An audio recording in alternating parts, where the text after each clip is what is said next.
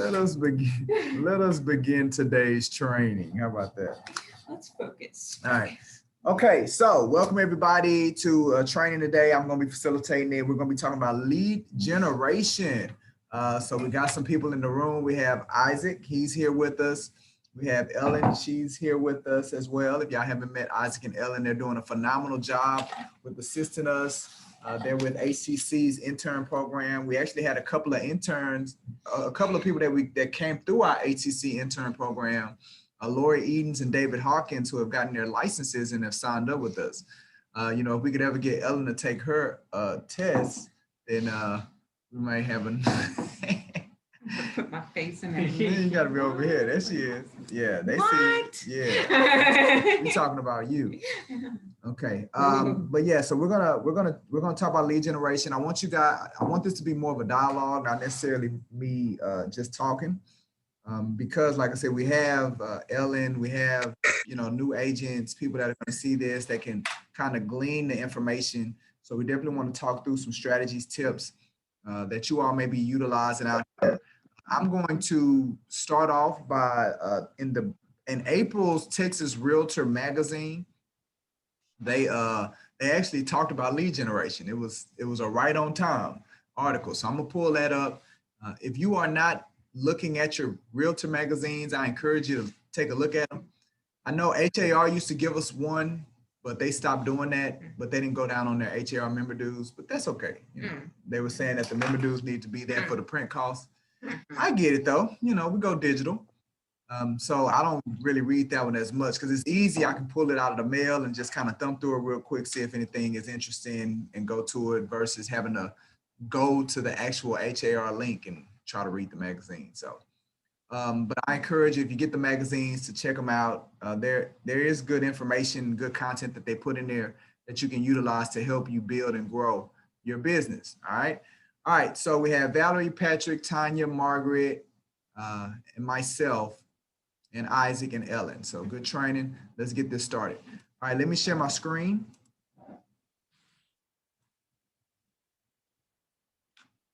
Oh yeah. Didn't do the live. Jessica. Hold on, y'all. I want to go live. Look, and now I feel like I gotta just re-say everything I just said.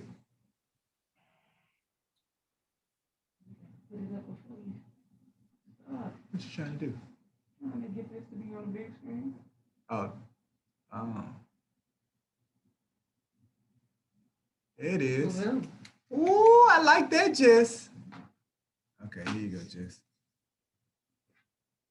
Go ahead and put it in there for you. There you go. All right, and we need to get some more members in our Brooks and Davis family Facebook page, y'all. Come on, man, go find some agents or some people, some fans of Brooks and Davis real estate firm, so we can get them into the family, into the fold. All right, so look, while I'm talking, man, y'all, if y'all think of any, what are some of the best lead generation tips or strategies, y'all can put them in the chat while we're getting this stuff set up over here. You know, just go ahead and put them in the chat, see how much content, tips, ideas that we can come up with as a think base while we're waiting to get this live set up. Yeah, I would say networking. I do my networking and I get contacts that way too. Networking. Now, do you do a certain kind of networking? How do you network? So I do East Montgomery County Chamber of Commerce, and I do that one, and I also do there's another 401 networking, and then there is also, we're starting a veterans networking. So you just show up? You just show up. Any veteran, just show up. All right, perfect. All right, so we're on the Facebook Live. Welcome, Facebook Live people. We started without you, sorry about that. But look, we send our links out weeks in advance, and you can always register for our event. When you register, then you get the link ahead of time, you can jump on. And you don't get kicked out in 10 minutes, because we typically go live for about 10 minutes, then we boot you out. But with that being said, this is our training, our simulcast as it relates to lead generation.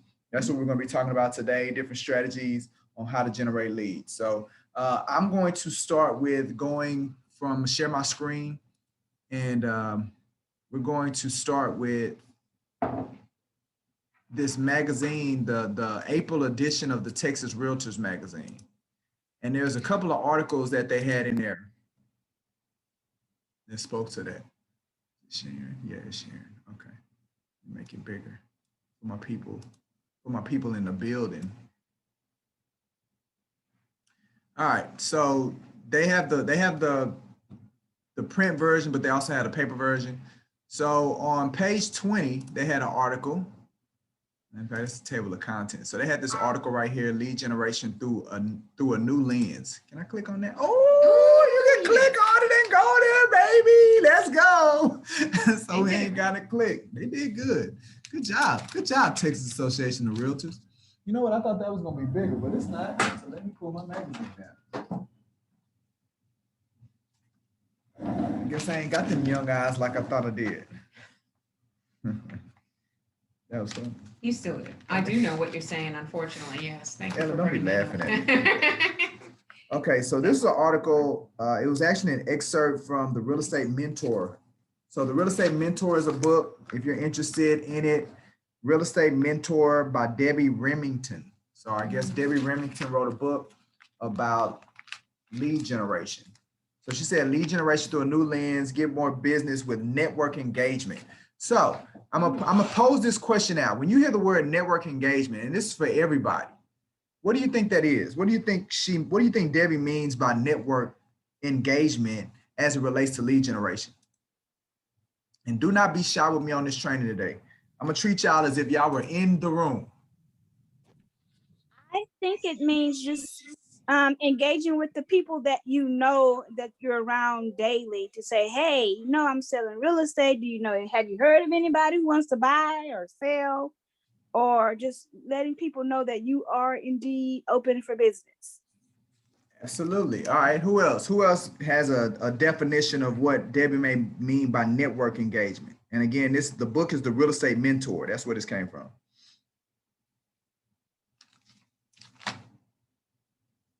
Come on, y'all. I'm gonna start calling y'all. I think that was Mark. This is Tanya speaking. How y'all doing? Hey, Tanya. So, networking, it's like connecting with everyone that you normally come in contact with. So it could be through your job. It could be like through your hobbies. If you like to fish or if you like to, play sports. It could be you going to a happy hour event. Those are all networking opportunities, in my opinion. Absolutely. Absolutely. Okay. Yeah. But I mean, both of you all are definitely going down the track of what Debbie was talking about. And Debbie, let's see, she's the broker owner of Remington Team Realty. So, and they invented an app called the Real Estate Mentor. So, all right, do your thing, Debbie. So, yeah, so what she's speaking about, no, she's going to answer the phone for you. Okay. You ain't got to keep getting up. You're in a training now. That's right. You're right. being trained. Okay. So, yeah, she's definitely talking about capitalizing on your sphere of influence. A lot of us, when we first get into it, you hear about things, and she mentions these like door knocking and cold calling. How many people are on here right now that they do door knocking, they have done door knocking, they like door knocking, you've done cold calling, you like cold calling. Who's into that? Who's into cold calling and door knocking? No, you don't like door knocking? Can't do it. Ozzy, when you get your real estate license, you're gonna do door knocking to build your business. Social media door knocking. Social media door knocking. Oh, here we go. Digital door knocking. Digital door knocking. All right, there we go. Valerie, you ever done door knocking? Patrick, you ever done door knocking or cold calling?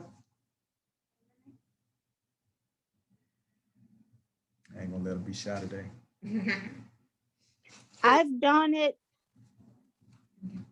You've done it, Margaret? I've done it, yeah. It makes you very vulnerable. It does. It does make you vulnerable. Okay, I got you. So Patrick, networking with any and everyone you can. You are out and about, and you've done digital door knocking. Okay, so everybody Digital door knocking. All right, go ahead, Patrick. You want to say something? Oh no, I was just getting ready to say, yeah, I've done digital door knocking, Okay. and it's worked for me before. Okay, so for those of us from the Ice Age who may not know what digital door knocking is, Yes, somebody I felt that. somebody kind of define what digital door knocking is. What do y'all call? Like, what is that as a technique? Well, for me, I mean, I don't know if I really know what it truly is, but what I've done is on social media platforms, I've just went in people's DMs that I knew and just kind of asked them about real estate, if they were looking to buy or sell. And I think I got 2 or 3 people out of doing that. Oh, wow. So if you had to come up with a number, Patrick, of how many people, how many people's DMs did you have to go into before you started getting maybe a positive response from that activity? Well, I've only started on a small scale. So at that time, I think I only did it for like with 10 people. And I still got 2 or 3 people out of there to actually do home sales with. Okay, so I mean them some great That's really percentages, right? So if you're hitting 10 people and you already got 2 or 3, that's 20-30% of return. We definitely not seeing that driving out to neighborhoods, knocking on doors, and getting that. I'm giving you. You're hilarious. I'm a Right. mess. Okay. So has anybody? Okay, so Margaret, when you were doing the physical door knocking, were you getting any response? Did you get any business out of it? No. And that's it. Like now, how much did you do? Like, did you do an extensive amount, or was it you just went out there one time and was like, boom, that's it? I went out there twice and I was like, that's it. Say, this ain't for me. Yep. The reason we're spending time with this one, because you're gonna hear this, like they're gonna, oh, you want to build business, go knock doors, right? You want to build business, go cold call. And like I did me and Brooks, we did door knocking. We did a lot of that stuff as well. And when I think back on it, I've never picked up a listing from door knocking, right?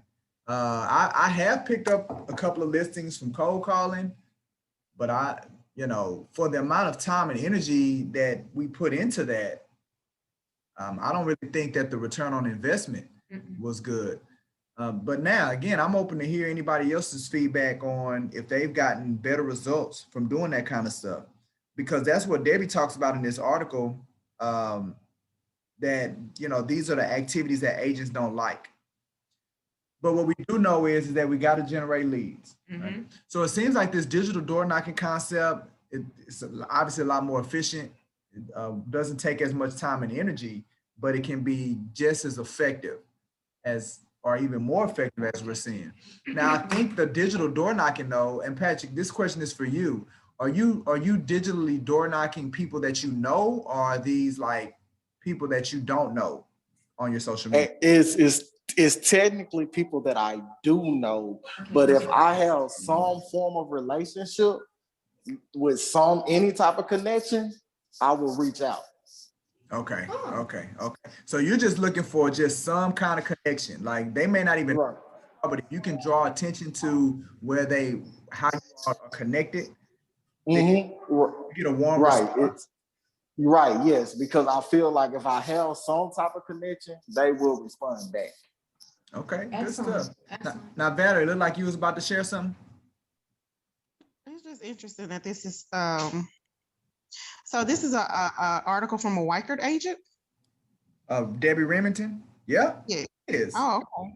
That's interesting because when I was with Weichert, they more so pushed us to just leave door hangers. So Weichert they printed out thousands of door hangers for every agent to come in and just grab. So I didn't perspective not.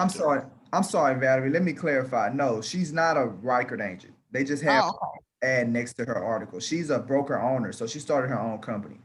But go ahead. But still, let us know what they pushed and kind of give us some feedback as it related to that. You let us know if it worked or not. So go ahead. Well, I mean, I got maybe about 2 or 3 listings off of door hangers. Okay. And I mean, like I said, that was something that Weichert provided to their agents. Basically, they would print out these door hangers, and then they would give us these clear bags and we would just stuff them. And so I would say within a week I would probably hang about 200 door hangers, but Okay. it did not. I mean, even with that, it still didn't produce what I thought it would. Mm-hmm. Well, but I mean, okay, so all said and done, how many total door hangers do you think you put out? Weekly, Just over about over the life of you putting out door hangers, how many you think you put out? oh shoot, I know I did at least 400 a month. Oh wow, okay. And how many months? That would have been like 8 months, and I only got like three listings out of it. All right, hold on. Let's see. Let's do the math. Now, first of all, we ain't gonna say only because there's a lot of people out there that had no listings. Well, there we go. All right. So, all right. So 400, Well, you're right. You're right. 400 times 8. All right. So that's 3,200 door hangers. Right. All right. So out of 3,200 door hangers. All right. And how much time do you think you spent putting out 3,200 door hangers? Oh, maybe 2-3 hours A month? Per time or per month? So maybe 2 hours, because I would do them about 3 hours a month. Okay, so 3 hours a month. All right, so 3 times 8, that's what, 24 hours? So that's a day? Right. You spend a day putting out door hangers? Well, weekly. I'm just messing with you. No, I'm messing with you. Like 100. So I would do like about an hour and a half weekly. So let's say four, maybe 5 hours then. Yeah, what we're doing is that we're looking to see what kind of time I'm spending based on what I'm getting. Yeah, absolutely. Okay, I got you. So yeah, I would do. Okay, so I was roughly doing about 200 door hangers a week, and I would make that a priority throughout like one weekend. So on a Saturday, I would get up in the morning and just drive around a particular neighborhood. And so my son would get out and hang the door hangers, get back in the car, we would move on, and we would move on. So roughly after doing that, we spent about an hour and a half that morning doing that. And I would do that every Saturday. So okay. So now so check this out. All right, so that's a total of 24 hours. How much money did it cost you? Because Weicker was providing that for you, so it didn't cost you nothing, right? Cost me gas money. Gas. All right. If you had to guess, how much gas money did you spend? And over the whole 8 months of you doing it. 20, 40, about $60. Oh, Mike. All right. So okay, when you went hour and a half driving around, about how much gas? For the whole 8 months, I would say about maybe $60 a month. Okay, so $240. About $240, maybe close to $300. Okay, perfect. All right, so after putting out 3,200 door hangers, spending about 24 hours of time and about $240 in gas, you picked up 3 listings, right? That's correct. All right. Do you remember what the price points were on those listings? They were on the southwest side, so they were about $240 a piece. A piece? All right. So that's let's see. So that's about $720,000 worth of production, right? Uh-huh. All right. Did you close them? I closed 2, and then I quit Weicker. Okay, and told them to keep it. Right. Y'all keep this. All right. So 480. You close 480,000. All right. And then we're not taking splits we're not going to take splits into consideration, but let's say you got 3% on that, right? I did. Uh-huh. All right. So that's $14,400 worth of commission in your pocket. Now, did you pick up with these listings? Did you pick up any buyers? No. Okay, you didn't pick up any buyers. All right. All right. So let's just go based off of the numbers. So $14,400 was made. You spent 24 hours and it cost you $240 worth of gas. Do you feel like that was a good return on investment? I hate to sound ungrateful. I feel like I feel like it was a waste of time. Okay, all right. So now, what number would have made it make you feel better about that activity? 14,400. Right. I think that maybe if I would have been able to get a listing a month, so I would have had 8 listings. Okay. Maybe I would have felt a little bit more better about it. Because in essence, you made over an 8-month period, that's about $1,800 a month that you made on that activity. The activity of you putting out door hangers, brought you about $1,800 a month of income. That's why I say I hate to sound ungrateful, right? All right, so look. That's not bad. Right. So here's the thing. This is why I went through that exercise, because when you break it down like that, that's not a bad use of your time.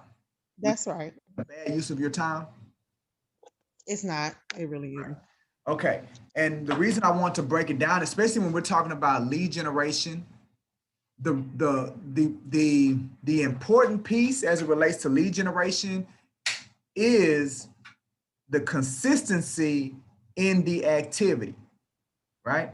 Because a lot of us, what'll happen, Valerie, is that we instead of looking at the whole picture, we try to compartmentalize it. So we say, hey, look, for the last couple of months, I went out there, say for 2, because in reality, 3 listings over 8 periods, that's like a listing every 2.5 months. So that means you went 2.5 months, maybe you didn't get a listing. And then in that 2.5 month period, you would have passed out these door hangers, you would have spent this time, you would have spent this gas, and now that self-doubt creeps in and it's like, man, should I still be doing this? Like, is this a waste of my time? But if you pick up a $240,000 listing after 2.5 months of activity, again, when you break it down and look at return on investment, that 2.5 months, that was a good use of time. So unfortunately, it ain't just you, Valerie. We all do this. We go into this business and our expectations are a little more aggressive than they probably should be. Because the reality is that I don't know nobody out there, to be honest with you, Valerie, I don't know nobody out there putting up door hangers and getting a listing a month. The ones that are picking up 1, 2, 3, 4, 5 listings a month, it's a multitude of activities that they're doing. And because of the mix of all the different activities that they're doing, that's the thing that's bringing in that volume. To pick up a listing a month, that's 12 listings a year. Like, that's an agent that's really out here getting it. Like, that ain't average. That's way less than average. You know, most, and I can just look at our roster here at Brooks and Davis. Most of our agents have never had one listing. I don't say most. I would say at least half have not ever done one listing. So that's at least 25 agents haven't done one listing. So to pick up a listing, that's something to be said. So I'm not advocating for you to put out door hangers. Valerie, do you remember what the message was on that door hanger? I may still have them in the house. Oh, but if you had to guess, do you remember what the message? Because messaging is important, right? Because when you put the door hanger on the door, now they got to call you. So that message needs to be enticing enough to where they want to pick up the phone and reach out to you. Do you remember what that messaging was?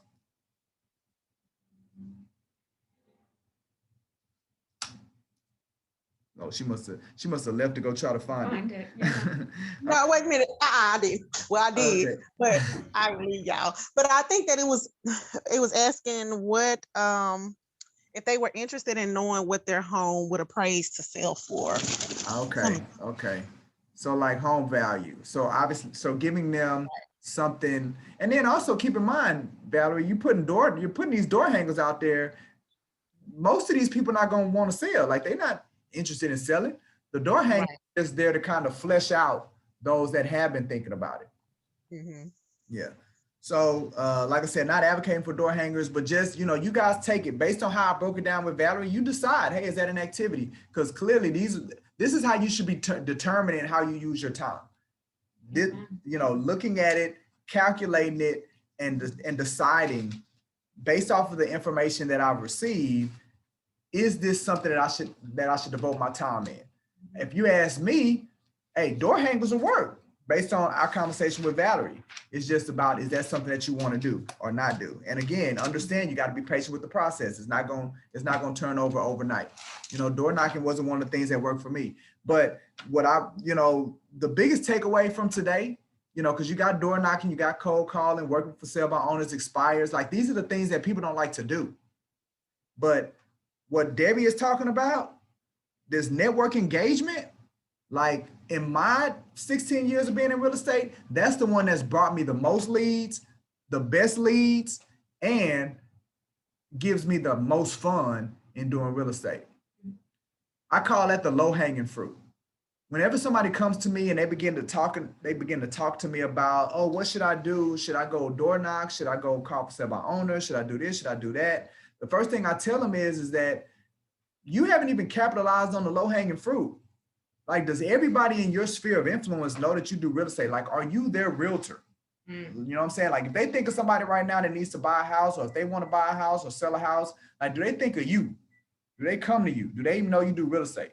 And if you haven't created that dynamic within the people that know, love, care, trust you, then you shouldn't be worried about these other elements yet. Well, but then this is the rebuttal that I get a lot of times. What I just feel like I should be doing something else. I just feel like, and the reason we get into that is because, like what Valerie said earlier, our expectation is for this thing to happen faster, and it's not it's a pipeline, right?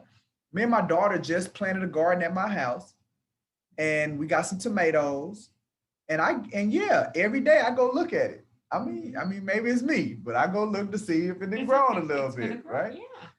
But if I'm sitting over here getting frustrated because tomatoes is taking too long to grow, you got to be patient with the process. It's a process. It takes time. So that's the same thing about real estate, and that's the same thing about attracting business. But guess what? Even though I go over there and that tomato ain't grown yet, I still water it every day. I still move the leaves out of it. I still shake it around. Like, I still do the activities even before I start seeing a result. And then guess what? When I start seeing a result, I start seeing that little bit of tomato, then I get even more excited. So it's really that period of time where you're not seeing any results, right? But then, you know, and I want to share this with you, Valerie, you got to applaud the small results. It ain't only 3 listings. You got 3 listings. Like, that's something to applaud based off the work. Like, it wasn't work done in vain. Go ahead, Valerie. Thanks. I might start doing it again then. Well, I mean, Talk you back into it. They're older now, so it's kind of weird to have them jumping out the car, walking up to people's houses now, you know. Right. So, hey, but if they down for it though, but look, in the world of all these different what do they call them? What they call it? Like Uber. What do they call that kind of business? Passive aggressive. Gig job. Yeah, gig jobs, something like that. Yeah. Okay. So you got these companies out here, Valerie, man. You look for a task rabbit or somebody else, and they'll go do it for you. Oh yeah, I didn't even think of that. Look at us. Yeah, the gig society. Yeah. I would definitely. That came from like the baby. Yeah, I would definitely. I would definitely look into that kind of service. Like, that's the thing I'm getting into, like outsourcing. Like right now, I was saying this yesterday. I think I was talking to Margaret. Oh, I have a virtual assistant, and she's doing my cold calling for me. Right? I said, I give her a list of 150 people. I've given her the script. I come up with the strategy on the different results that I want her to achieve for me. And then she goes out there and she calls these people. Can I do cold calling? Yeah. Do I want to? No. So I give it to her and I pay her. And to be honest, y'all tell me before I tell y'all how much I pay this lady. How much you think I'm paying somebody to call 150 contacts for me? $15. Margaret. $15. All right, Margaret says $15. Who else? Don't say 20. Yeah. depending on how fast she's moving on those calls, I mean, in your mind, I know you're thinking, okay, an hour, somebody getting paid $25 an hour, how long is it gonna take you? I don't know. 150 content, like it would take me, realistically, it probably would take you maybe 10, 15. It probably take you could get through maybe about 10 or 15 calls in an hour, realistically. Oh, okay, and you give her. But yeah, remember when we were in when I was in the office and I was doing cold calling, and yeah, so we would call about 20 people a day. Yeah, so she calling about 20 people a day, and what over a 2-hour period probably. Yeah, I was working 2 hours a day. Yeah, so 2 hours. So you pay her $50 a day. So she's calling 150 people, right? She's calling 150 people, right? So in those metrics, that'd probably take her 15 hours, right? If she did like 10 people per hour. How much y'all think I'm paying this lady? Are you paying her by the hour, or do you have a month? Just if you just throw a number out there. How much you think I'm paying this lady? 100? 175. $15. I heard we got yours already, Mark. We got yours. We got yours already. $15. She's gonna beat us all. If you were doing Market, are you on the Price is Right? $5, but if you doing it, you got a lot, Yep. I say you probably giving her at least $150 right, because I would want $150. $100 call, All bro. right, Jamie said 150 bucks. All right, so we got 15, 150, 175. Who else? I say it is probably less than what you was giving us. So I paid this lady. I pay her $50. What? Okay. Hey, see, look, I know it was less than what you was paying us because you fired us. Yeah. I was the closest. Cut it out, man. 50, yeah, you was the closest, Matt. Margaret, you would have won. But I pay her, so 50 bucks is how much I pay. Patrick said $200 to $300. And then Tanya hit it right on the button. I surely did. So $50 I pay her. She gives me 150 contacts, 150 calls, and I don't even have her do it. I don't have her do it every week because once she makes the calls, I got to come and I got to scrub the list and I got to kind of go through it and do our follow-ups. So I do it once every 2 weeks. So I'm spending maybe $100 a month. But can you trust her? Because when we were in the office doing it, you were there watching us. But her being at home doing it, can you necessarily trust her to say she's calling 150 people? So here's the reality though. All I care about is the results, right? Gotcha. Right? Okay. So if she's able to get me, and realistically, of the 150 people, she's probably getting about 50 to 60 people on the phone. No, I would say about 80. She's probably getting about 80 people on the phone. And then of those 80 people, maybe about 30 of them are like, don't call me no more. And then the other 50, they're at some phase of my sales process, right? So they might not necessarily say, hey, look, yeah, sign me up. I want to meet with you. But they may say, oh yeah, I'll go like your Facebook page. Oh yeah, I'll go subscribe to your YouTube channel, right? Oh yeah, you can follow up me at a later date, or you can send these texts, because at the end of the day, what you're trying to do is at all times, you're trying to fill your pipeline, right? I call it a spider web now. That's what I got. That's this thing behind me. It's your spider web. What you're trying to do is you're trying to add as many people onto your spider web as possible, keep them there, make them stick. So when the time comes, it can possibly turn into some type of business opportunity for you. And that's really what all lead generation is. One of the things, if you're considering doing door hangers again, Valerie, I would consider, instead of having one single outcome, think of maybe 3 or 4 different outcomes that you would want from that door hanger. Yeah, one of them is, hey, call me if you want to know your home value. But you also may have another one that be like, hey, go to this YouTube page and subscribe. So now you've caught them there. Or, go to this YouTube page, or go to this Facebook page and like this page. If they like it, boom, now you call them again. Or, hey, text to this number right here for some additional information. So even if they're not interested in selling, maybe you want to get on my email news list so you can get information of what the prices are in your neighborhood. Go here, right? So now you got 4 different outcomes that single marketing piece can give you. So when so my virtual assistant, when she's on the phone, there's 5 different outcomes I want. I either want an appointment, I want them to refer somebody that I can call.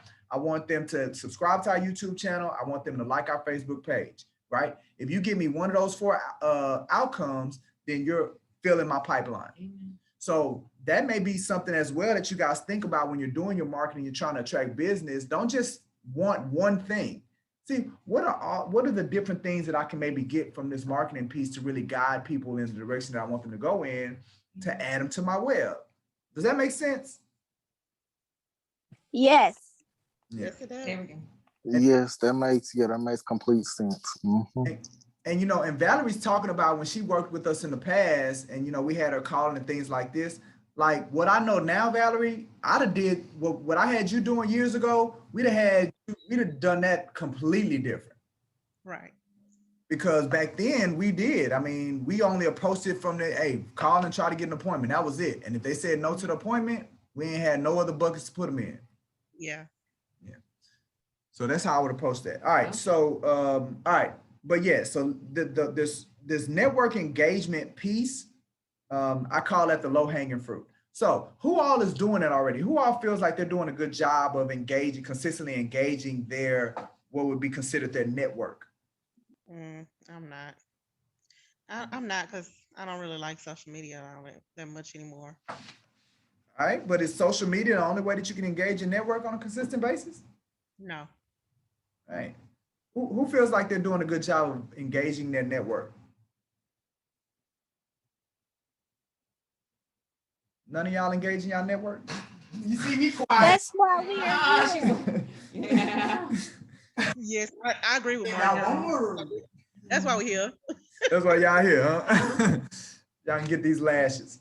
All right. So Debbie gives a list of things. Okay, so I definitely encourage you, if you're not engaged in your network, I definitely encourage you to get the April. So Jamie, we're looking at the April edition of the Texas Realtor Magazine.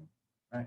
You can actually go online. If you go online and put in Texas Realtor Magazine, then it'll take you to the digital copy. That's the one we're showing right here. So I definitely. Where do you get that copy? I like the to read digital, this one here. Yeah, they I like mailed to it to read. me. You signed up with HR, huh? Yeah, you should get it in the mail. Yeah, so they mailed it to me. Matter of fact, it's really my wife's. I took hers. So I guess they don't mail me mine no more. What's that about? All right, but yeah, so I encourage you, if you don't have it at the house, then go online and pull up the digital copy and read the article. I mean, I agree with what she's saying. Great way to engage them. She gives like these little bullet points. She talks about handwritten notes, social media marketing. So that's just one aspect of it. Social media marketing, video texts, video emails, pop buys, phone calls. I think the first thing you got to do though is that you got to compile your network. You got to put them somewhere, right? That's where the CRM comes in. But you ain't even really got to go to that extent. Just get you an Excel spreadsheet and put as many people as you know on that Excel spreadsheet. And then every day you just create you a habit of, all right, I got to go spend time engaging my people, whether that's I maybe send them an email, whether I call them, whether I shoot them a text, maybe I try to engage them on social media, because at some point you're gonna get into a flow. Maybe I just go visit them. It's about you just being intentional about, touching, that's the term we always use, touching as many people in your network on a daily basis. And we have all these different ways to do it, right? So if I had to ask you realistically, how many people do you realistically think that you could touch in a day? We'll just say 8 hours, right? Say you work an 8-hour work day as a realtor. That's 40-hour work week, right? We know you may work more or you may work less, but we'll just go with 8. In an 8-hour work day, how many people can you realistically touch? If you had a list of all your network, how many people could you engage on that list every day, realistically, in all these different methods that she talks about? Handwritten notes, social media, video text, video emails, pop buys, phone calls. Give me your number. What's your number? Tanya News say 1,000 plus. Wow. Tanya like, I'm going big. 80. That's a lot. That's a lot in a day, Tanya. All right, but Margaret, what's your number, Margaret? 80. 80. All right, so 80. All right, Patrick. Now, also, I want you to, now I'm not saying, now look, I'm not saying that you're just sitting there and you're not moving for 8 hours. I'm saying you're going to lunch, you're still, stopping, going to the restroom, you're still working on deals. Like you still have other stuff in your day. You still got personal stuff you might need to take care of. So, taking all things being considered on how your day, what your typical day looks like, right? What would be that number of people that you can still engage? Margaret says 80. All right, Pat, what's your number? I'll say about, at this point, 10 to 20, maybe. All right, so we'll go with 20. I'm gonna go with the high number. Valerie. I'd say about 50. All right, 50. All right. Jamie, what you got? What's your number? Day. A day. 8-hour work day. Say you put aside 8 hours a day. I'm supposed to put No. aside- I'm sorry. 8 hours a day to do real estate, right? So for real estate activities. Oh, okay. Yeah. So within that day, but taking all the other stuff into consideration that I mentioned. Now, is this when you say these 8 hours? Is this like a normal person that just? Yeah, typical. Okay, a typical. Typical. All right. Yeah. What's your number? We're talking about you specifically. How many people that you think that you could touch that's inside of your network? You had a list of all your people, your friends, families, people that you work with, have been in groups with, or whatever, and you're saying, I'm going to consistently engage people on this list on an everyday basis. How many people on that list? Looking at your time allotment, how many people you think you could get in as far as engaging on a daily basis? Probably about 8 to 10. Right. But you say 8 to 10? Mm-hmm. Okay, so we'll say 10 and go with the high number. Fair. All right, high number. All right, and then Tanya says 125, right? Ooh. All right, so now here's the $1 million question for all my licensed people. Are y'all doing that? Because I made y'all take everything into consideration. So, Margaret, are you touching 80 people? Well, first of all, let's start with this question. Do y'all have a list or a database of That's a day, network? right? You said a day, right? That's a day, yeah. Okay, all right. Who has a list? Who has a ready-made list that they can go to right now that has names, phone numbers, email of their people? That's their tribe, their circle of their sphere. Who has that? I'm the only one quiet. None of y'all had it. That's why y'all here. Oh, Tanya gives the thumbs up, and Tanya's correct. I've seen it. I've seen hers. Who has that already in place? Valerie, I was about to say something. I don't know. Valerie. Okay. I have it. I need to update it. All right. Jamie says she has it. She just needs to update it. And updating means you just need to add people to it, because you should be constantly adding people to it, right? Because as you go out and meet people. Don't add up from on my end. Sometimes I have to subtract. Okay, I got you. Sometimes. Yeah. But it should be a consistent flow. Go ahead, Margaret. What'd you say? I have one, but my stuff is very compartmentalized. My sphere of influence is not it, but I have like leads and past clients. I have them in the database that I can touch. But you also, but one of your compartments is like your network, like your friends, your family, your people in organizations with, right? Yeah, those people, I don't have them in the spot like that. Right. But what you have, Margaret, is where we all want to eventually get to, right? We want to get to a database that is compartmentalized, that has what we're talking about here, and it has your network broke down into compartments. So like for me, my network that I would engage, everybody's not in the same bucket, right? I got some people that I engage that, they go to my church, right? I got some people, Little League Baseball, that's something that's big for us. So I got that group of people. I'm in a fraternity, so I got those group of people. My kids' elementary school, I'm very active with that. So I got those group of people. Then I got my friends and my family, right? So I'm saying start off with one list, but we're gonna grow to begin to compartmentalize that list and expand that list out. And then as we begin to bring on new things, right? So, if we sign up for a new organization, maybe Toastmasters, and maybe we spend time in that Toastmasters group, then over time, you're going to begin to now build that organization. Maybe, you know, you like I said, my daughter now is about to start running track. So now as we spend time in that vein, as a realtor, I'm going to make it a point as I begin to know those parents, know those people, and then now begin to add to my network of people that I can engage that now know me, right? I'm gonna do my best for them to like me. And then over time, they can maybe begin to trust me and then they'll do business with me, right? Oh, Yeah. okay. So that's kind of what Debbie is talking about. Like before we start looking at all these other, because there's thousands of ways to generate business. And when you look at webinars, you read books, you know, they're going to throw all this stuff at you. But I say, man, tune that out until you have your infrastructure, your foundation in place. And that foundation is everybody that's engaging you on a consistent basis needs to not only know that you're a realtor, but you need to be their realtor.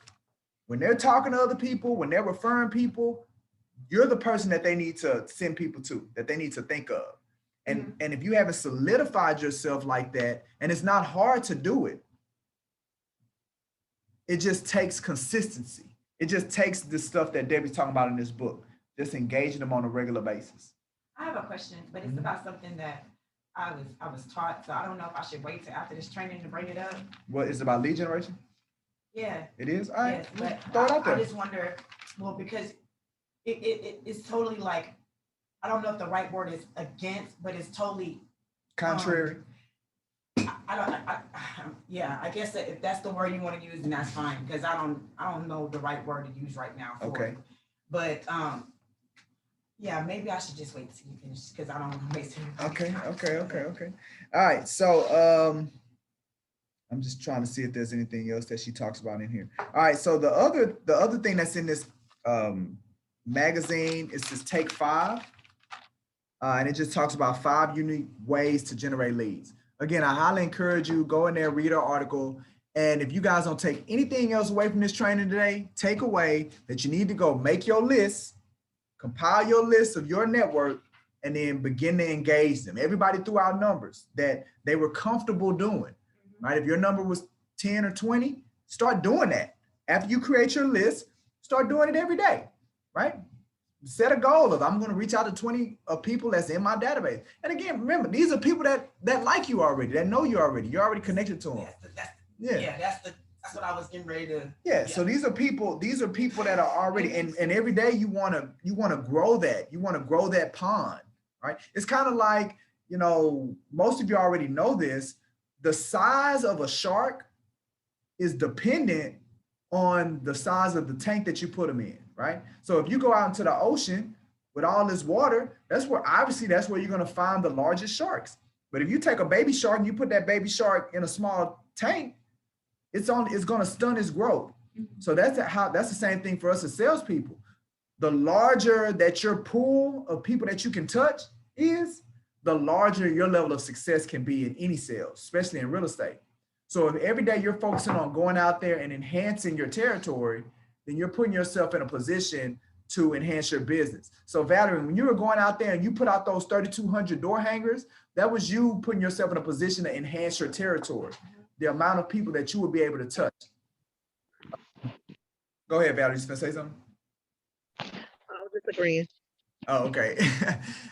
You know, Margaret mentioned earlier about getting boots and going to different events and things like that. That's an opportunity now for you to enhance your territory, right? So, you know, another takeaway that I want you to take is that when you do that, when you do those kind of activities, sometimes the reason we feel like they're a waste of time when we don't immediately get somebody that, hey, yeah, I'm gonna do business with you today. The reason we feel like they're a waste of time because we're not doing it right. We need to look at it as an opportunity to now go enhance my territory. Let me go pick up some more people that I can add to my database. Let me go pick up some more people that I can engage on a consistent basis that I can put on my web, right? That's how we need to be looking at those activities that can be time consuming, but we're putting ourselves in front of people and putting ourselves in a position to be able to capture those people and add them to our web. So when we do that, whatever marketing piece, whatever method that we're going to use, we got to make sure that we're in a position to capture those people so we can add them and we can follow up with them today. I'll use today as an example. Mr. Brooks went to Champions Real Estate School to speak to the students. He said it was about 20 people there. Now, he could have just went there, and we actually did this in the past. He could have just went there, told them about Brooks and Davis, and then say, okay, now who's ready to sign up? And if nobody's ready to sign up for Brooks and Davis, he leaves there and like, you know what, man, that was a waste of time. I could have did something else, right? But that's not what we do when we go to Champion School. We don't even go with the intent of them signing up with Brooks and Davis. We go with the intent for them to now know about who we are. And then we want to take it a step further to be able to continually show them who we are by capturing their information. So when we go to Champions, we have a QR code that they can hit with their phone, and then it takes them to a link, and now they can give us their information. And when they give us their information, we put them in a drawing so they can win a drawing, a prize. Yeah, I don't give them no paperwork at all. We don't give them no paperwork. Ooh. So yeah, see, and that was my next question. How can we, because see, most people don't, you know, when you talk to people and you're like, oh yeah, well, you know, let me get your contact information. They're looking at you crazy. So my next question was going to be, so how do we actually give them something without hitting our pockets too hard, you know? So being creative, like creativity is, you know, people say it takes money to make money. No, it takes creative ideas to make money. So creativity is the thing. And the reality is that you want, instead of chasing, like sometimes the way we approach this business is that we're chasing. Hold on one second. Hey, Jess, I'm gonna need you to start that meeting. And then just let her know I'm gonna jump in there. All right. We got to go from that mind frame of we got to go chase stuff. We got to go chase clients. We got to go chase deals and get into the mind frame of attract. How can we attract people to us? How can your business be attractive?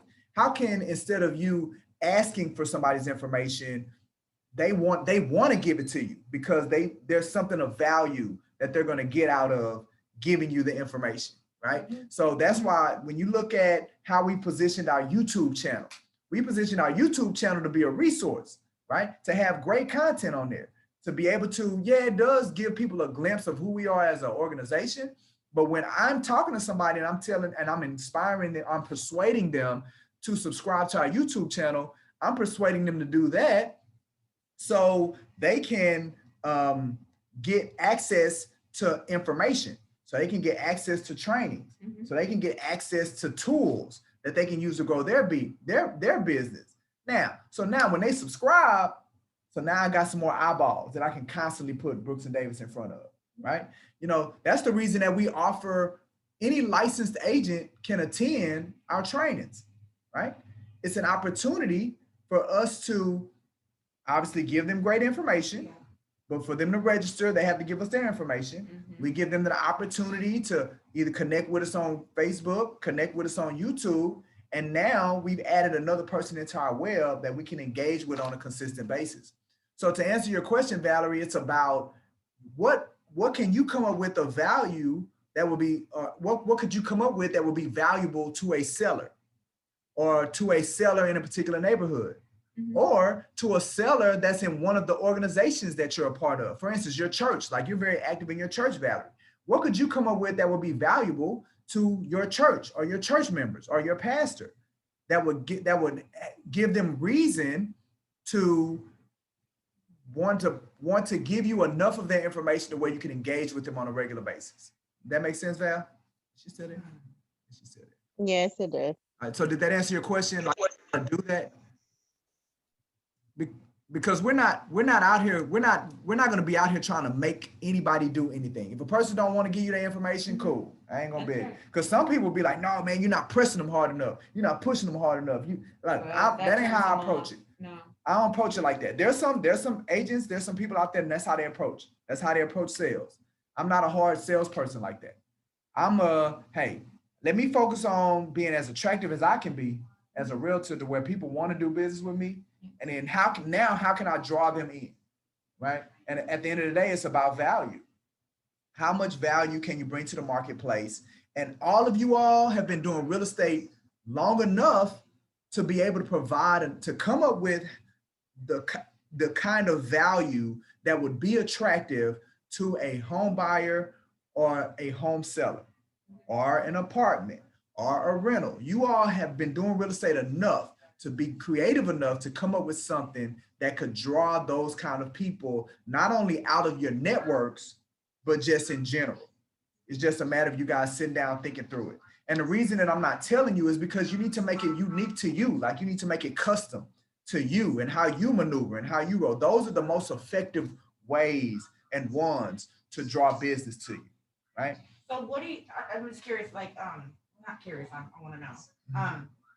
What do you, I'm glad to hear you say attract instead of, because when you were talking, like at first, like I was thinking, I'm like, oh my God, like it's hard for me to chase anything. You know what I'm saying? I mean, except for my dreams and my goals and aspirations, you know what I'm saying? But when it comes to people in particular, like that's just not, anyway, well, my question is, hold on, we're recording it, so you'll be able to see the whole thing.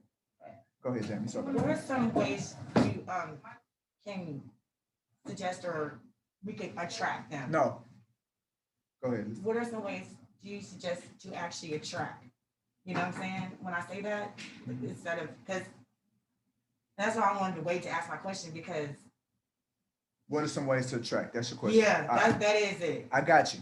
All right, Jess, Isaac, y'all have been working on it already. So just kind of give her an idea of what I'm looking for. And then I'm gonna come in there and put the ceiling on it. He's already done the research. He has the list and you guys work through it. All right, go. So the way to attract to attract, like you said, because I love that. Like before when I love everything you say, but some things you say, I'm like, oh, wait a minute, I don't know. You know what I'm saying? Because I'm just speaking from personal experience. And then also, I come from, right. Yeah, so anyway, and then there was things I was taught in school. That's another thing. We're taught different things in school. I agree. I know, but they do say when we get out in the jungle, as my father was saying, everybody else, when you get in the jungle, it's different. So I'm just wondering, at school we were taught, be careful they were like, be careful who you let hire you, because your client is your boss.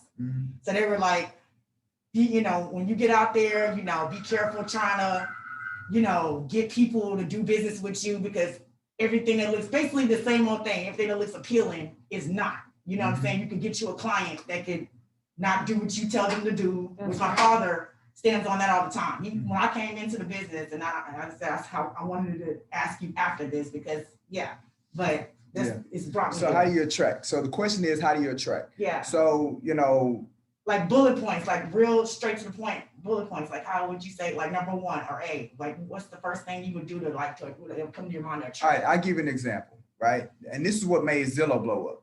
Okay. Well, okay, if a person's interested in buying something, what's the easiest way to attract them to you? It's with the thing that they're trying to buy, right? So if Ellen's saying, hey, look, man, I'm looking to buy some shoes, right? Well, if I say, oh, you're looking to buy some shoes? I got a bunch of shoes in my trunk. You think Ellen gonna come to my trunk? Oh, no. Love you, no. No. Okay. Because I know you. Because okay. I would go. But okay, just rock with me. I can put this in, Stop. So just rock with me. Say it out of my trunk, all right? But if I say, oh, you're looking to buy some shoes? I have some shoes over here on this table. Will you come with me to look at the shoes? Sure. Okay. Now, if you say, hey, I'm looking to buy some shoes. Oh, you're looking to buy some shoes? I got some pens over here. Would you come to the table? No. All right. So if you say, I'm looking to buy some shoes. Oh, you're looking to buy some shoes? Okay, I help people buy shoes. You want me to help you buy some shoes? Sure. Okay, but you don't know me though. You just met me on the street. I just met you on the street then. Yeah. But sometimes those people are the easiest people to deal with. I know, Jamie, stop. You want some bullet points. I'm gonna give you a true example. All right, so now, you just met the person on the street. Right. If he tell you he got some shoes on this table, are you gonna go to the table? Yeah, I'll go to the table. Right, because they're right there. Shoes, you're right there, right? Yeah. But if he just tells you, hey, I help people buy shoes, you probably not, I don't know. No, I'm kind of good. I can buy shoes myself. So my point is, you attract people with what they want. If a person's looking to buy a house, then what you think you need to bring to them? Houses. That's it. Like we don't have to overcomplicate it at all. If a person's looking to buy a house, you bring them houses. If a person's looking to rent luxury apartments, you bring them luxury apartments. If a person's looking to rent a house, you bring them rental homes. Like that's, so if you want to pick up luxury apartment clients, then all these luxury apartments are running deals, they're running specials, they're having events. You go learn about them, you go get their information, you go start posting that stuff on your social media, you start texting it throughout your network, and guess what's gonna happen? People are gonna come out and saying, oh, I'm in the market for an apartment, a luxury apartment. You wanna start selling $500,000 houses? You go to, they have open houses, they have custom builders that's building that stuff. You go start finding them, you start getting information about them. Boom, you start putting it out there on your network, in your environment and all that stuff. And then guess what's gonna happen? You're gonna run across somebody say, you know what? I'm looking for a $500,000 house. Okay. Now, this is how most realtors do it though. Call me when you're looking to buy a house. Call me when you're looking to sell a house. That's like them walking up, that's like you walking up to the stranger on the street and saying, oh, I'm gonna do business with him. They don't know nothing about you. They're not gonna call you. You haven't given them a reason to. But if you give them, hey, here's a $500,000 house, and hey, that's a nice house. You know what? I want to know more about that house. Who they gonna call? You, to find out more. So now you have an opportunity to talk to them so they can get to know you, right? So now they can get to like you. So now you can put yourself in a position to do business with them. So another takeaway, go from chasing to attracting, and the way that you attract is with the thing that a person wants, right? And you use that as leverage, boom, to reel them in. Did that help? Okay, perfect. All right, so we probably got about 10, 15 more minutes of this one, and then we're gonna wrap it up. What other questions do y'all have as it relates to this? And while I'm doing that, I'm gonna find this other one. Yeah, this one right here. Anybody have any questions or any comments? What do y'all think about today's training as far as lead generation? Did it help? Absolutely. I feel it was helpful, yes. Okay, awesome. All right, here's another one that's in the magazine, 5 unique ways to generate leads. And they talking about, again, kind of to the question that you posed on how to be attractive. Share your knowledge, right? So but be careful with sharing your knowledge. If they can go on Google and find the information, you're not gonna beat Google. Google know everything. So when they say share your knowledge, think of things that a person can't just regularly find on the internet. And a lot of that has to do with, you mean like on some random stuff? Okay. Not necessarily random, but just like a lot of it has to do with like local knowledge.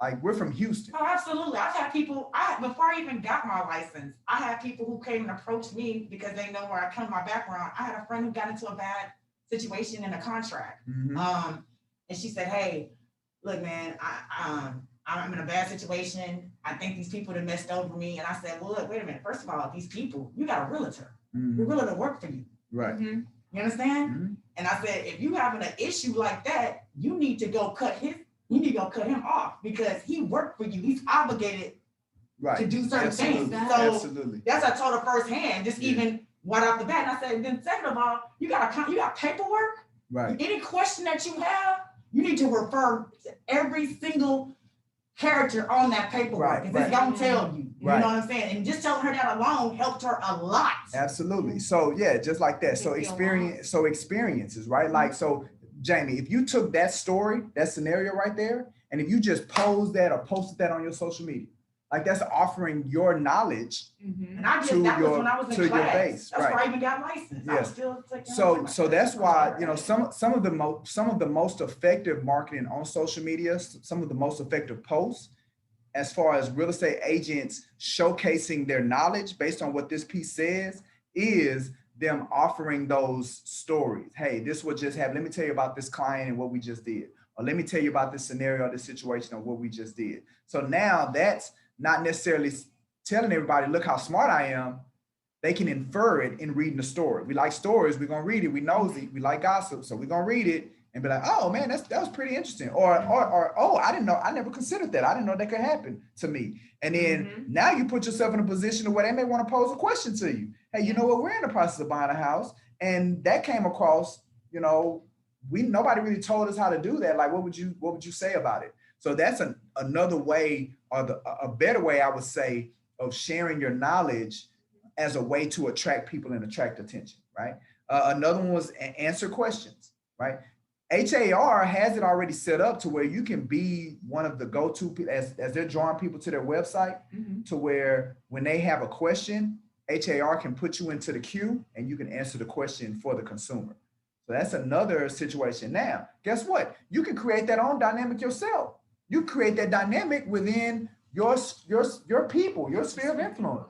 And you let your people know, hey, look, every Monday, I'm answering questions related to real estate I'm doing a Facebook Live where I'm answering questions on Mondays. And just even if you just tell your people, right? It ain't even got to be nothing to the whole world. Just your network, if you tell them, hey, wherever you come from, whether you baseball, school, football, church, y'all in my network, and every Monday I get on live and I answer questions about real estate.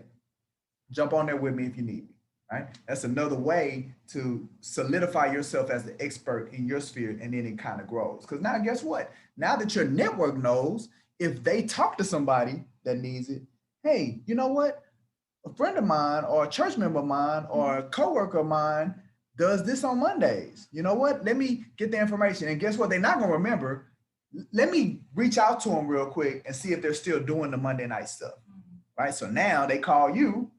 Oh, you know what? Is it okay if I get the information? Right? It's attractive. You've now used this thing to attract business to help you grow, launch a side gig. All right. So they're talking about services that coincide with you doing real estate. So being a handyman, concierge, whatever.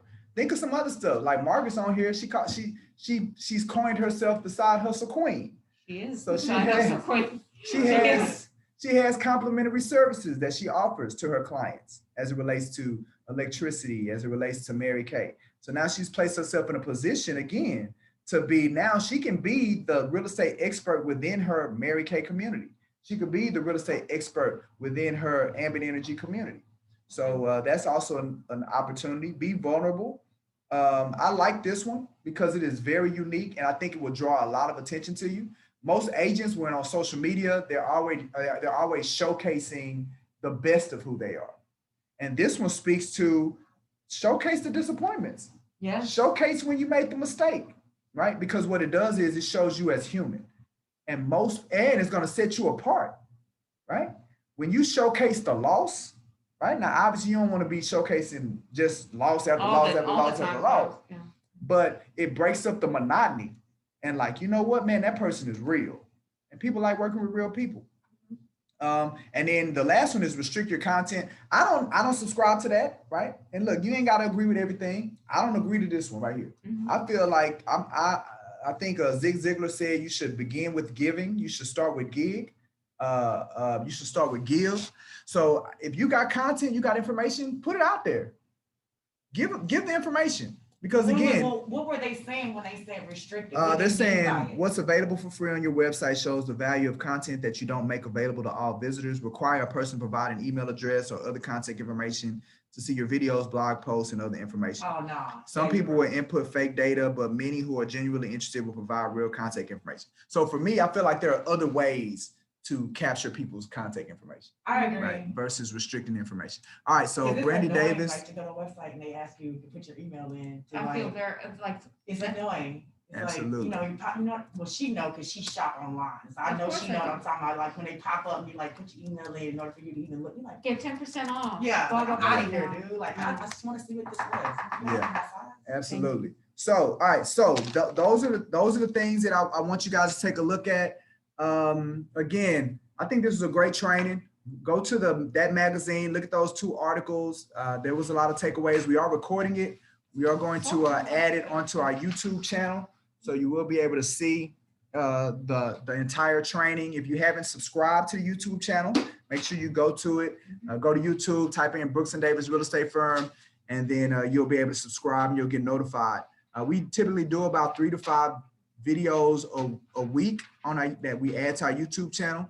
Also tell you to go to our Facebook page. That's where you'll be able to be in the loop on everything that we offer. All the different events that we do. We do about 3 to 5 events a week. You know, we have our study hall coming up on tomorrow. We're releasing our new Real to Life podcast episode Got a couple of trainings coming in next week. So we have our calendar events already up. So those are the best places to stay really engaged with us. Our YouTube channel, like I said, you'll get to see all of our trainings and even the ones we've done in the past. And our Facebook business page, you'll be able to see all the events that we have. And most of our trainings, we do them simulcast and we do them in person. So I'm glad you guys came on. We'll probably do a lead generation type of training maybe once a quarter. And then maybe we'll see what comes from it. We'll hit different strategies, different topics, but they're all really designed to help you guys grow your business so y'all can do more transactions, right? I want y'all to do more transactions in 2021, and we're gonna do our part. All right, shout out to a fellow Prairie View Panther, Agent Brandy Davis. Thank you for chiming in today. And if y'all need anything, man, y'all know where to find us. So we'll talk to you soon.